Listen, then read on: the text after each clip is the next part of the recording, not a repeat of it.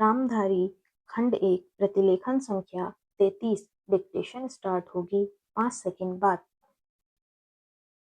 Start. उपाध्यक्ष महोदय, वर्तमान वित्त अधिनियम सदन के सामने प्रस्तुत है। इस बिल पर मुझे बोलने के लिए आपने समय दिया, इसके लिए मैं आपका आभारी हूँ। इस बिल का एक विशेष महत्व इसलिए भी है कि यह संकट काल में पेश हुआ है।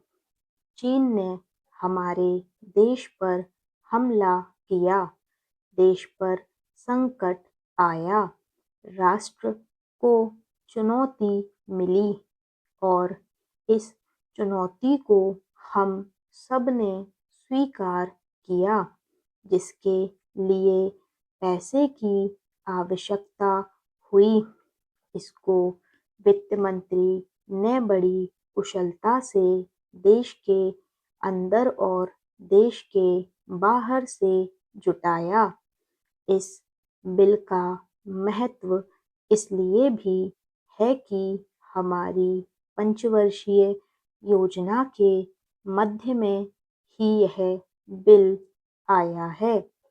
देश में बड़ी-बड़ी योजनाएं अभी अधूरी हैं, जिनका पूरा होना देश के लिए बड़ा आवश्यक है।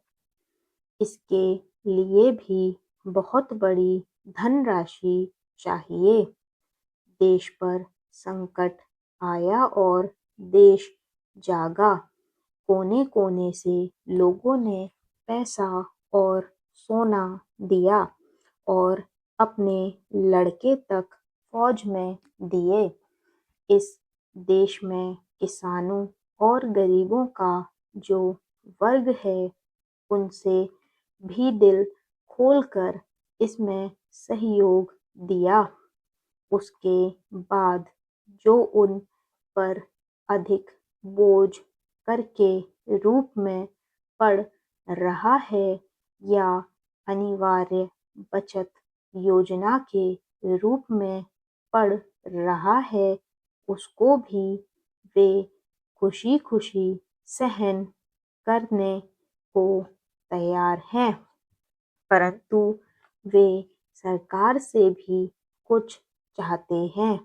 वे चाहते हैं कि उनकी जो गाढ़ी कमाई का पैसा है, खून पसीने का जो पैसा है, वह व्यर्थ के कार्यों में ना जाए और उसका सदुपयोग हो।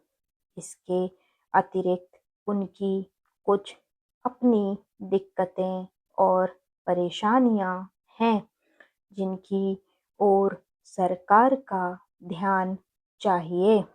इस आपातकाल के समय में तो उनको इन आए दिन की कठिनाइयों से राहत मिलनी चाहिए।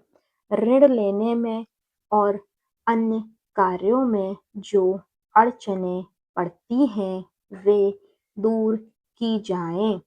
किसान भारत की रीढ़ है। अगर इनको सुविधाएं दी जाएंगी तो देश आगे बढ़ेगा।